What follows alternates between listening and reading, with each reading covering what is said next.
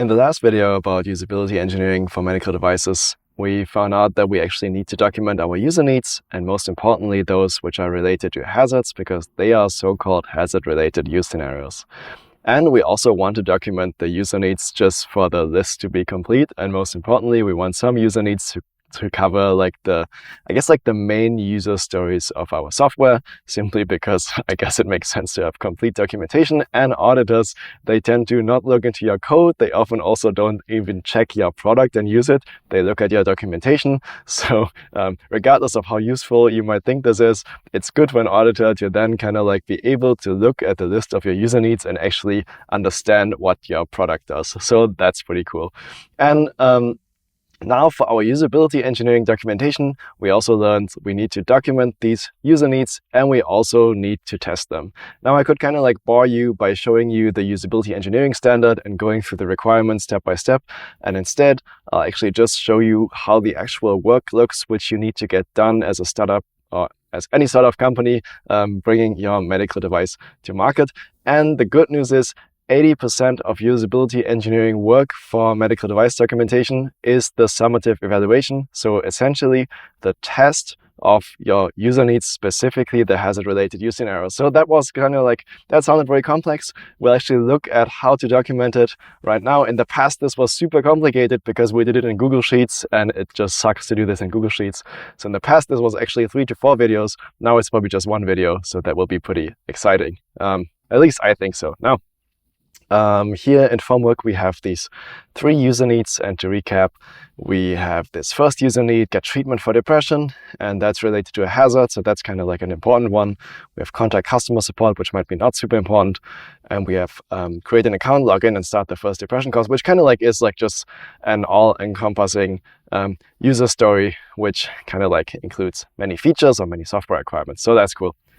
Now, in Formwork, you can see the usability section is in green, and for no apparent reason except that I thought green would be a great color at the time when I still wrote this code.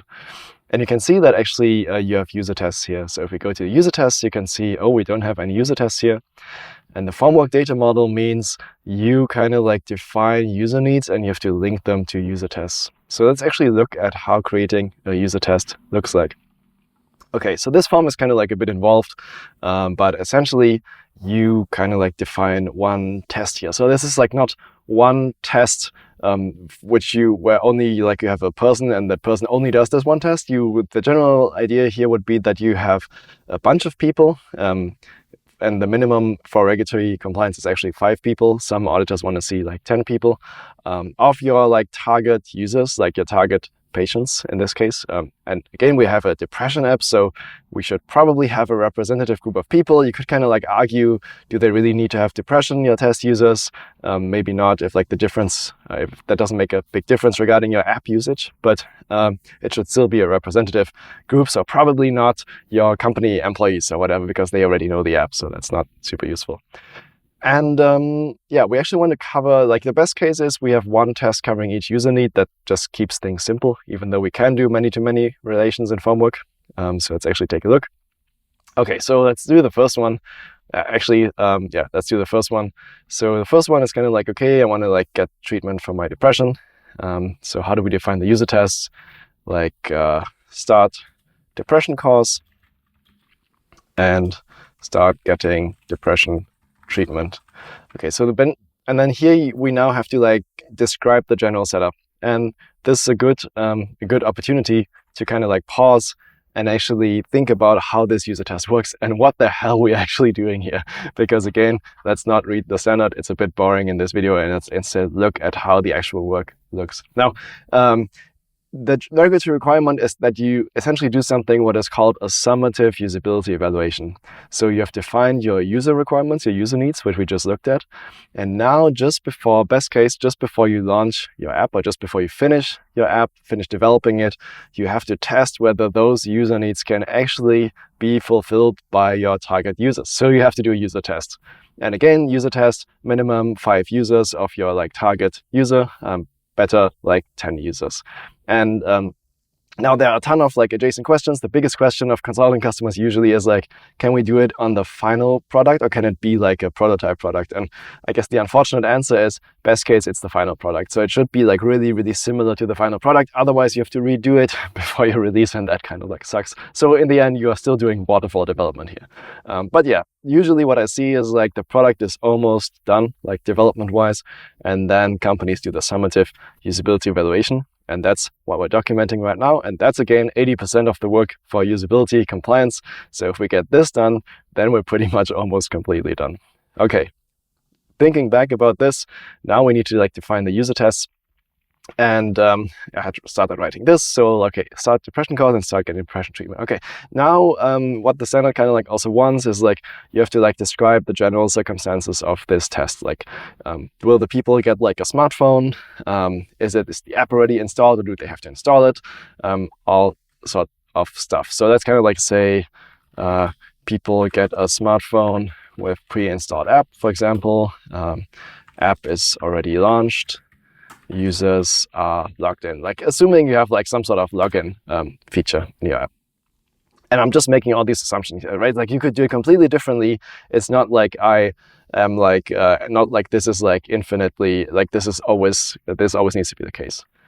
But I just think it's a useful approach, because here you essentially already have got all the setup done to actually do the actual user test. So you don't want to like, in this test where you test the depression treatment, you don't want users to have to like install the app and go through all the stuff. That kind of like just makes things very, very clunky. Now, one important part is you have to define the steps of the test and the expected results. So the steps would generally be something which you instruct the user to do. Okay, so assume, again, we have these 5 users, but for simplicity's sake, what I would recommend is like you have these one-on-one sessions. So you have best case, 1 or 2 people from your company who kind of like, sit together with this person, and of course the test user. And best case, you have 2 people, because one person can kind of like write some sort of like protocol and take note of the findings, and the other person can instruct your user. So that's good. You can also do it alone, but it's a bit more stressful. That's what I did in the past. So you have these steps here. And that's what the instructor person tells your user. So for example, you could say like, okay, like open the app. Let's just assume the app isn't open yet. Start depression cause. And then the expected results would be, user opens the app. User starts depression cause. And maybe like it has a title in your app, maybe like first steps towards treating depression, for example. That could be like, just so you like identify it, so the user actually selects the right cause, right? So how would this work in practice? So the instructor person tells the user, and the user has the phone with the pre-installed app, as we already noted. Instructor person kind of like says, okay, cool, open the app. Person opens the app, and then in the next step, the person would say, okay, cool, now like let's assume you want to do the depression cause, and now start the depression cause. And then you expect the person to select the right cause in the app and kind of like navigate their way through it and start the right cause. Okay, and then if the user actually does start the correct cause, then this user test in this case is successful, and it's a pretty simple user test because you only have 2 steps and 2 expected results. Now, importantly, we can also link this user test with user needs, and we of course want to do that. And as a side note again, Formwork here is really, really cool again, because it gives you a clear indication how your documentation needs to look. Like you can't customize any of these fields, and that in my opinion is the gigantic, huge, awesome feature of Formwork.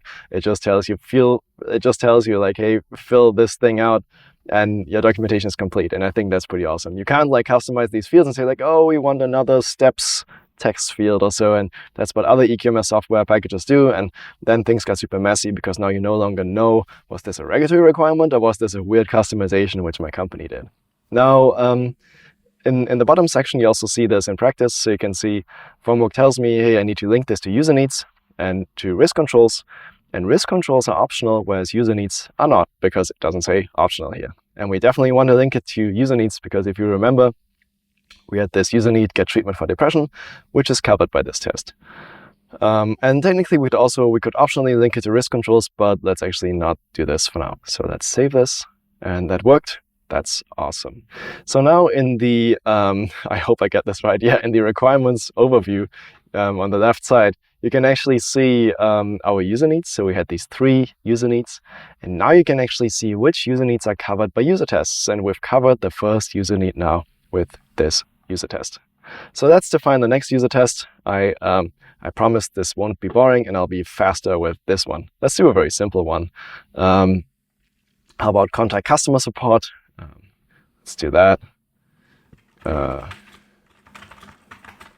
Okay, and then like all the setup here, I'll skip ahead and then like open the app, click on customer support, message customer support. Okay, that's just like assuming you have some sort of like chat support in your app. And then here, like you define all these steps. I'll kind of like skip ahead here, and then we'll link this to the need, to the user need contact customer support, and save it. And that's it. And that's pretty cool.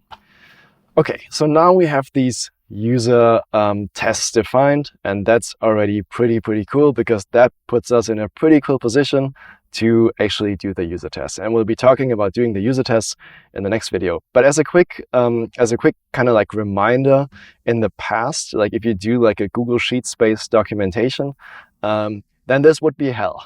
This would be a lot of hell because all this like many-to-many linking, that would generally suck. And now the problem actually is that you have to do a lot of copy pasting and duplication too, because we've defined our user tests here. But if you think about it, now let's say we have 5 users, and for every of those 5 users, I would have to like copy paste these tests into a separate spreadsheet and then fill them out for that user in that user test. Because like user A might maybe get it wrong and have to write the protocol that the person got it wrong, and user B might get it right, but I need 1 protocol per user, and that would be a gigantic mess in Google Sheets. That's how we did consulting in the past, and we were still some rather pragmatic consultants in my opinion. So Formwork makes this really easy because you have something called user test runs, where you actually kind of like can document and kind of like copy paste these user tests every time you actually do a user test with a real user, and that will save us a lot of time. But I will talk about that in the next video, otherwise this video will drag on forever. So see you in the next video where we actually do some real user tests.